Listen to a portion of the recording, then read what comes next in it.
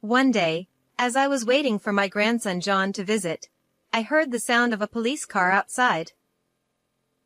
Feeling a sense of unease, my smartphone rang. Nancy! John was in an accident and has been rushed to a hospital in the neighboring town. There was no way I could immediately process the words of my son-in-law, Jason, who had hurriedly hung up the phone.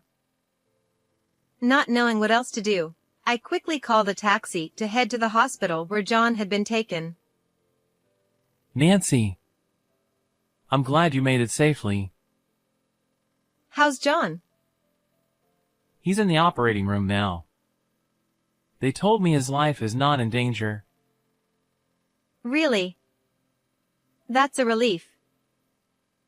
A few hours later, the doctor and a nurse came out of the operating room to inform us that the surgery had gone well. My anxiety and tension immediately turned to relief, and together with Jason, I thanked the doctor multiple times. The doctor simply replied, "No problem," and walked away. While the doctor left, the nurse stayed behind. "Here are John's belongings from the time of the accident." Saying this, the nurse handed us John's tote bag and smartphone. It seems John was on his way back from the supermarket. Jason showed me the contents. The bag was filled with ingredients needed for making hamburgers, such as onions, ground meat, and eggs. Hey. Yes? I felt something was off about the items John had purchased. Why did John? I am Nancy. A long time ago, my husband passed away, and I lived alone at that time. But I was not lonely. Grandma, is this amount of potatoes okay? Yes, it's fine. You've really gotten good at it. That's because my grandson John often came to visit me. On that day, he came to ask for cooking lessons, and we were making soup together. At first, his knife skills were clumsy, but now they've become remarkably good. Oh, Dad just finished work. He says he'll be here in about 30 minutes. Oh, Jason is early today. Let's all eat together then. John's father Jason was my son-in-law. When John came to visit, it's become a routine for Jason to come over for dinner after work. This was because Jason's wife, my daughter Emma, disappeared a few years ago. Emma was a kind child, and she always prepared meals for me when I came home from work. When she became a high school student, she started a part-time job and always tried to give money to the household, saying thank you. I couldn't accept that, but for my birthday, she bought me a very nice bag and I still cherish it. Emma married Jason, and when John was in elementary school, she disappeared without any warning. We filed a missing person report, but the police dismissed it as a family matter. We searched for her ourselves, but never found her. Where was she? What was she doing? Was she even alive? At that time, I was overwhelmed with a mix of anxiety, worry, and the responsibility of needing to properly scold her as a mother. I'm home. Welcome back, Dad. It's already done. Jason came home, and John greeted him happily. The soup, which John had chopped the vegetables for and seasoned, was simmering nicely. Jason took one look and said it looked delicious, patting John on the head. Oh, Dad. Stop that. I'm in high school now. John frowned and pushed his hand away, but he didn't seem entirely displeased.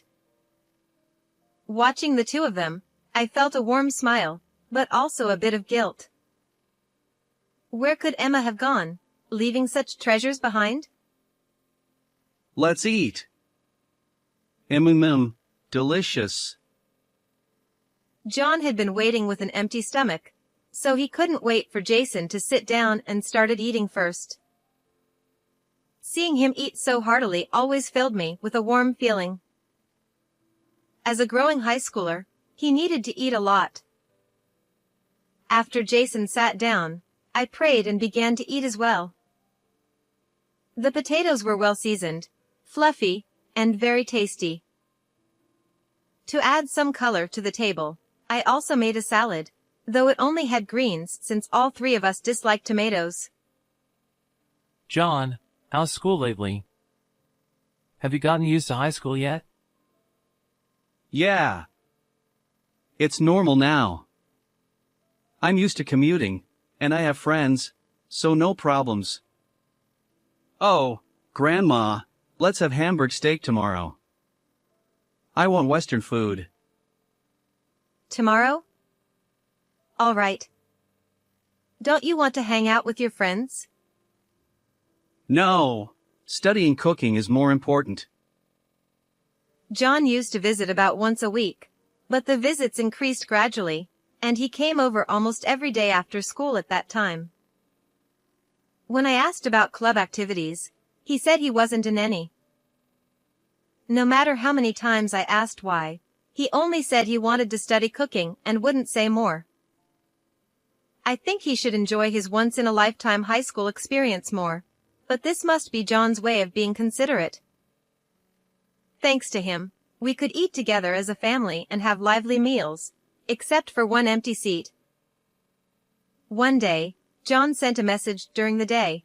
I'll come at 5 p.m. to make dinner today. He usually texted in the evening, so I wondered if school ended early today. Maybe he was coming after hanging out with friends, I thought casually. Since I was going to be home all day, it wasn't a problem, so I replied, all right. However, evening came and John didn't show up. Even if he was late, he was usually here by 6 p.m., but it was already past 7 p.m. I worried and tried to call John, but there was no answer. I decided to step outside, and from a distance, I heard police sirens. With a sense of foreboding, I overheard the neighbors talking nearby. A high school student, traffic accident? No way, it couldn't be. The bad feeling grew, sending chills down my spine, and I felt dizzy. At that moment, my cell phone vibrated in my pocket.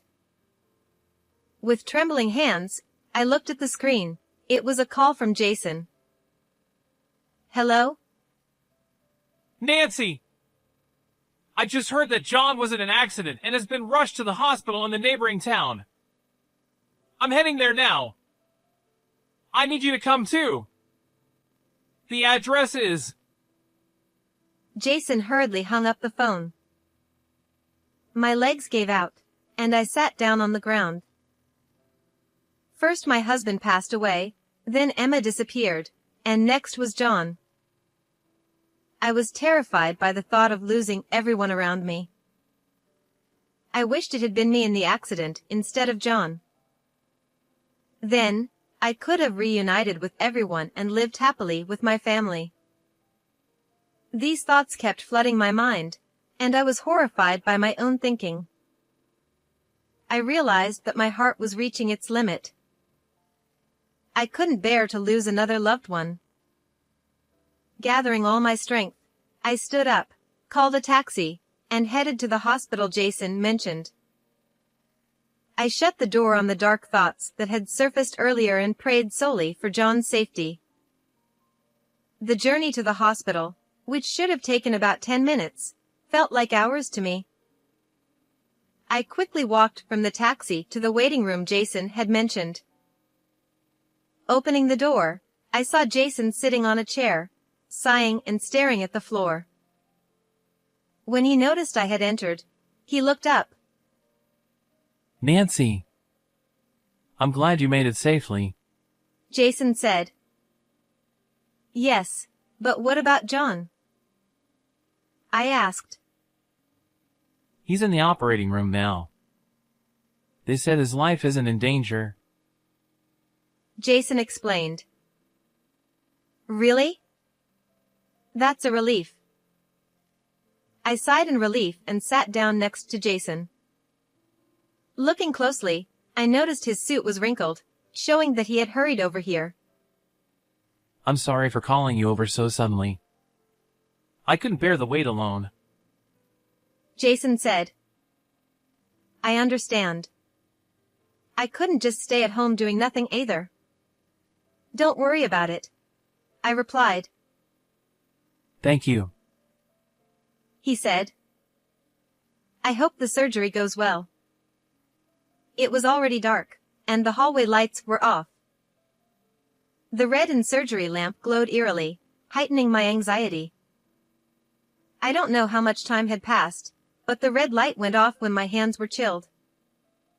After a few minutes, the door to the operating room opened, and the doctor in charge and a nurse appeared. Jason stood up and rushed over to the doctor. Doctor, how is John? He hasn't regained consciousness yet. But he's going to be fine. I don't think there will be any lasting after effects. John did very well. Really? That's great. Thank you so much.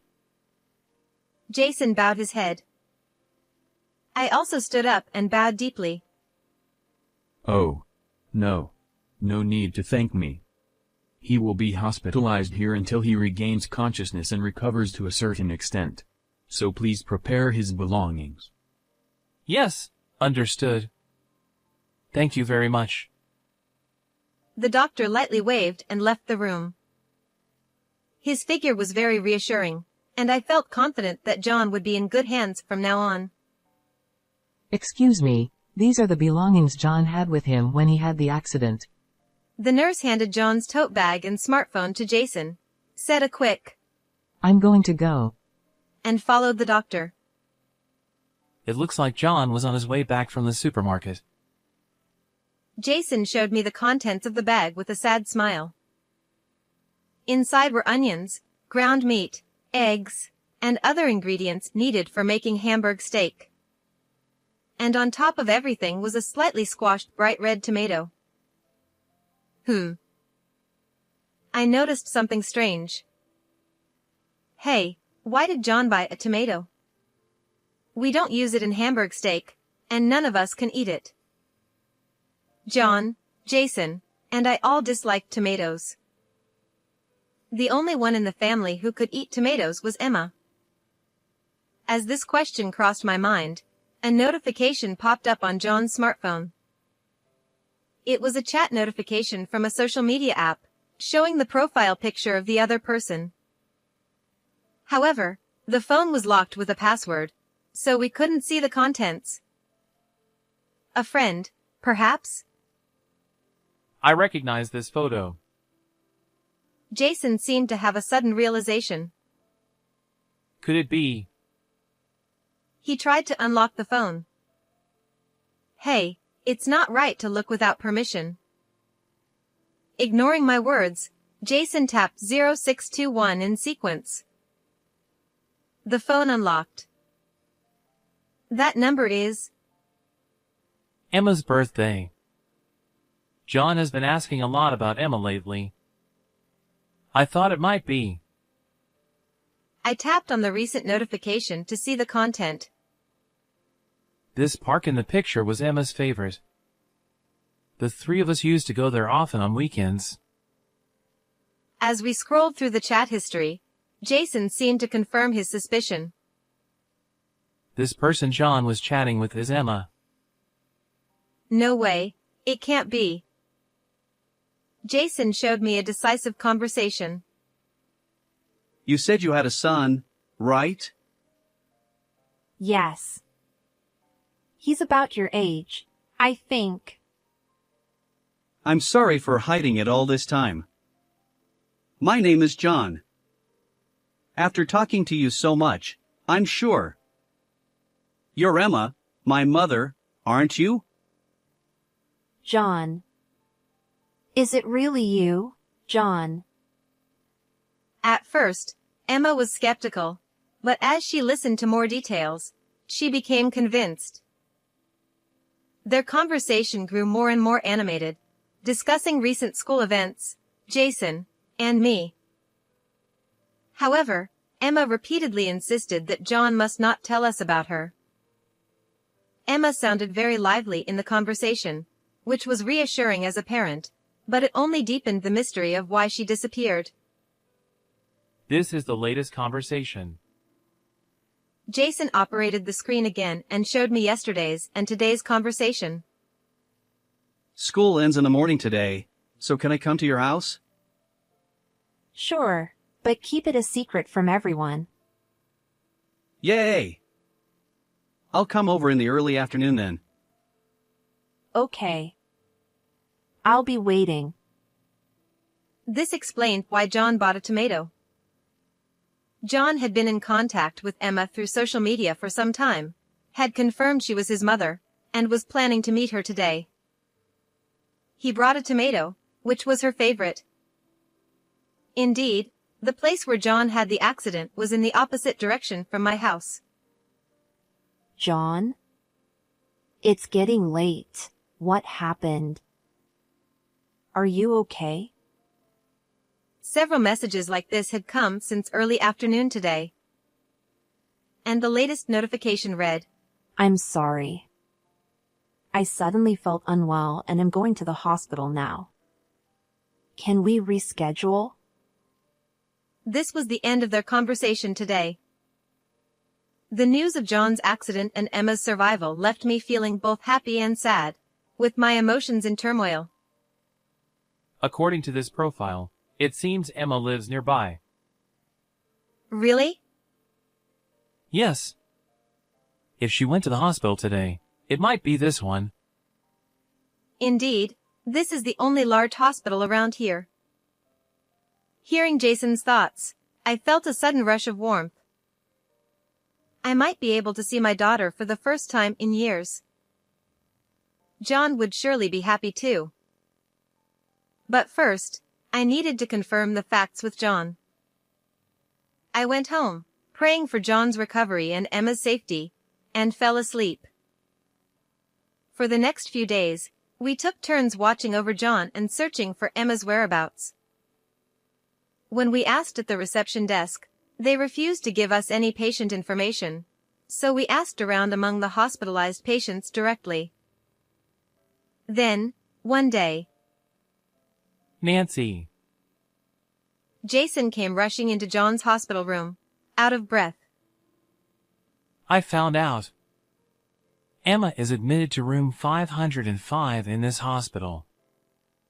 It seems she's been in and out of the hospital for the past few years. What?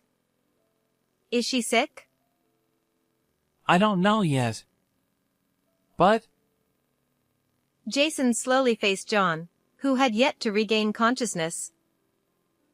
He gently held John's limp hand. finally, the day has come. We can see Emma. Right, John? You want to see Mom too, don't you? Thank you for finding her. Jason repeatedly murmured thank you to John and shed tears. Nancy, I'm going to Emma's room now. What about you? Go ahead. I'll stay with John. Thank you. I'll go then. With his nose slightly red, Jason left the room. To be honest, I wanted to see Emma as soon as possible too, but I held back.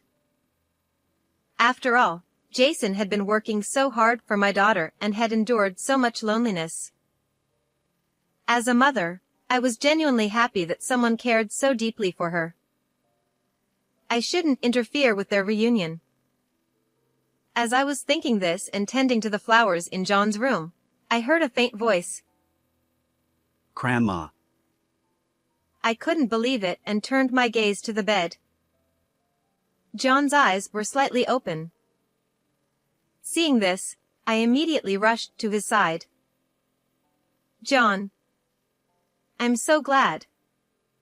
Wait, I need to call the nurse right away. Dad, where is he? Oh, right. I need to contact Jason too. Where is he? He's at work right now. He had a meeting he couldn't miss. I see. John murmured and smiled. But he'll come as soon as he hears you've woken up. I don't know why I lied about Jason being at work. But I felt I needed to confirm things about Emma with John first. It pained me a little to make John talk right after waking up. Then the doctor and nurse came in to examine him, so I had to leave the room. Shortly after, Jason arrived. Is it true he's awake? Yes, the doctor is with him now. That's great. Really great. Looking closely, Jason's face was even redder than before, and his eyes were slightly swollen. How was Emma? Well, I did get to see her, but... But what? Jason hesitated and avoided meeting my eyes. Then, he resigned and murmured. Emma doesn't have much time left. What? No. She's been suffering from a severe illness for about 5 years, and it's a miracle she's still alive. They said the day John had his accident, she was also brought in by emergency services. Jason smiled sadly and painfully. To finally reunite, only to have to say goodbye so soon. How heartbreaking. As soon as we met, Emma scolded me. She said she left because she didn't want to cause any trouble. Emma is a kind child. I took advantage of her kindness. But I should have realized it. I failed as a husband. Don't blame yourself. She did it because she wanted you to be happy. I'm sure of it. Yes, you're right. I shared Jason's feelings of guilt. Emma was so kind and always put others before herself. That's why we needed to pay more attention to her. We should have searched harder, like John did. But it's too late for regrets now. So, I decided to make the remaining time meaningful for Emma and John. With this resolve, I clenched my fists tightly. A few days later, John had completely regained consciousness and was now focused on rehabilitation. Hospitals are so boring. I'm already feeling better, and I want to go back to school soon. He said these carefree words. I thought it was about time to bring it up and started to talk about Emma. By the way, John, where were you heading that day? It was in the opposite direction of my house. Oh, that. I was going to the supermarket in the next town. It's big and cheap, but it's far from Grandma's house and hard to get to. John answered, clearly avoiding eye contact. John, please tell me the truth. The truth? What are you talking about, Grandma? I'm sorry, John, but we know everything. You were going to see Emma that day, weren't you? John's shoulders twitched, and he looked at me wide-eyed in surprise. How did you know? Did you go through my phone without permission? He glared at me as if to say, How dare you? I was a bit taken aback since I had never seen him look at me that way, but I couldn't back down now. I'm sorry about that. A notification came while you were asleep, and so... That doesn't mean you can just... No, it's not your fault, Grandma. I'm sorry for raising my voice. John slumped his shoulders and looked out the window. When I was in middle school, Dad was often tormented at night, calling out Emma, Emma. So I thought I had to do something and started searching. John began to speak in a halting manner. I didn't think I would find anything. Honestly, it was a miracle that I found Mom's account. After seeing her usual posts and chatting, I was convinced. Why were you convinced? Mom has a scar on her wrist, right? Yes, she got burned with a frying pan when she was young, and the scar never went away even as an adult. When Emma was in middle school, she greeted me with bandages on her wrist after I came home from work, which shocked me. I rushed her to a dermatologist who prescribed an ointment, but it resulted in a permanent scar. She laughed it off, saying it was nothing to worry about, but it left a huge sense of guilt in my heart. There was a photo of a drink posted on her account, and the scar was visible. Plus, her hobbies and her love for tomatoes. John spoke with a bit of pride in his voice. Children's reasoning abilities and initiative can sometimes surpass those of adults. That day, after we talked a lot and confirmed things, I went to see Mom. On the way, a car crashed into me. So, the tomatoes were for? Yeah, they were for Mom. She ate tomatoes every day. So, I wanted to bring her some nutritious ones. Sorry for keeping it a secret. It's all right, I said as I gently patted John's head. He murmured something about already being a high school student, but I pretended not to hear it. I wanted to tell you and Dad earlier, but Mom insisted I shouldn't. Maybe she didn't even want to see me. That's not true. It is. She seemed like she was hiding something. But I still want to see her. Seeing the determination in his eyes, I felt a bit intimidated. I haven't met Emma yet. If she left to avoid causing trouble, visiting her now might undermine her years of effort. That's why Jason has been visiting Emma repeatedly without telling me. Emma has been in poor health ever since she was rushed to the hospital. If Emma wants to hide her condition from John, I shouldn't take him to see her. Hey, what's Dad doing today? He's at work. That's a lie. I know he took a day off. He's visiting Mom, isn't he? Is Mom hospitalized here? Why do you think that? I broke into a cold sweat at John's question. My response could change the outcome for my grandchild. I overheard Dad talking to a nurse in the hallway. Please, I want to see Mom too. Take me to her. But, Please, Grandma. You want to see her too, right? Let's go together. Oh, and don't forget the tomatoes. I was speechless at John's straightforward plea. And before I knew it, I found myself in front of room 505 with John and a bag of tomatoes in hand. John knocked on the door. A familiar female voice responded from inside. Yes? Mom. He opened the door and immediately rushed to the woman lying on the bed. At that moment, she hid her face with the blanket. Jason, who was nearby, looked at us in surprise. John! What are you doing here? Mom. I'm sorry I couldn't come to you that day. I'm sorry for breaking our promise. John, stop it. This woman. She's not Emma. Mom, I learned a lot from Grandma because I wanted to cook delicious meals for you. I can make anything you request. John! That's enough!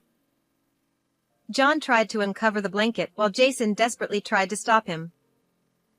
But John touched an injured part, causing him to cry out in pain and grab his arm. Jason stopped moving, looking concerned. Mom, Why won't you look at me? I'm in high school now. I can't let you see me like this. I'm sorry, Mom. I knew you were sick for a long time.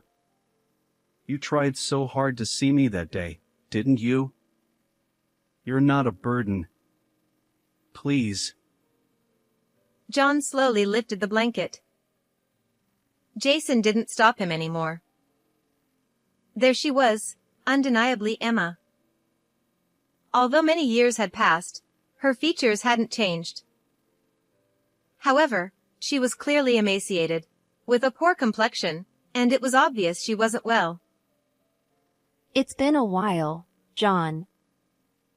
She looked at John with eyes that seemed to treasure him, yet they held a hint of sadness. You've grown up so much. Oh, please don't cry. I hid because I didn't want you to see me like this. I didn't want you to see me in such a weak state. You're not weak. I'm sorry, Mom. Why are you apologizing? I'm the one who should apologize. I was so surprised when you contacted me. But I was happy. I'm sorry for leaving you alone. I wasn't alone. Dad and Grandma were there. You're right. Thank you, Mom. I'm sorry for disappearing so suddenly. Really, Emma? We'll have a serious talk later. Oh no, Mom's lectures are so long. Emma laughed as she said this. Though she looked frail, inside she was the same as always. She was still the kind, strong child she always had been. So very kind, she sacrificed everything for the sake of others. I never realized the suffering and loneliness hidden behind her smile. But now, I understand. Even though she's smiling now, when we leave, she will be alone with her regrets. She might think she shouldn't have met us. Meeting us again would leave her with lingering attachment, making the goodbye even more painful. The thought of showing us her suffering, of being a burden to us, scares her the most. Still, we have to tell her. That's the only way we can make amends for letting her fight alone for so many years. Emma, welcome back. I'm so glad to see you. We won't let you go anywhere on your own again. Yeah. It's okay, there's nothing to fear. You're wonderful just as you are. Let's enjoy our time together from now on, all of us. Thank you. Her voice was so soft it was barely audible. But it reached my ears clearly. Oh, yeah. I brought some tomatoes for you, Mom. The somber atmosphere brightened instantly. Indeed, the power of children is immense. Really? Then let's all eat them together. But everyone hates tomatoes. Hey now, no one should have food dislikes. We're all going to overcome that right here. With Emma's encouragement, we all ate tomatoes together. John seemed to have already overcome his dislike for tomatoes and ate them happily. Jason and I hesitated at first, but as we were forced to eat them, memories with Emma flooded back, and we all ended up crying as we ate. For the first time in my life, I thought tomatoes were delicious. After that, Emma's health improved slightly, but then quickly worsened again, repeating this cycle. A week after our reunion, Emma passed away. Until she lost consciousness, she talked a lot to make up for the time we had been apart. And until the very end, we were all together as a family. Afterward, John was discharged from the hospital and attended the funeral, able to walk normally. Following Emma's wishes, We held a family funeral, as she felt uncomfortable with large crowds. We prepared a lot of tomatoes as offerings. We explained Emma's entire story to Jason's parents and deeply apologized. They were very kind and reassured us, saying it was okay. Though there were few attendees, the funeral was not modest. Emma was a beloved daughter, cherished by everyone. After that, John and Jason moved in with me. We learned the importance of spending time together from Emma. I want to stay together forever. But I still have regrets. While I was happy to see Emma at the end, the sadness of watching her pass away before my eyes was overwhelming. Most of all, I hated myself for not knowing about her illness and being unable to do anything until the end. One day, John came to me with tomatoes and said, I want to become a doctor, a farmer, or a culinary researcher. I want to save people like Mom if I become a doctor, grow tomatoes that made Mom feel better even for a moment, and make people smile with the cooking Grandma taught me. John. Watch and see what I become. So, Grandma, you have to stay healthy until then. Here, I brought you a tomato. Saying this, he went back to his room. Children sometimes touch us deeply. But the truth is, I'm being saved by John too. Maybe I'll make some meat sauce with these tomatoes today. At some point, our family became a family that loves tomatoes.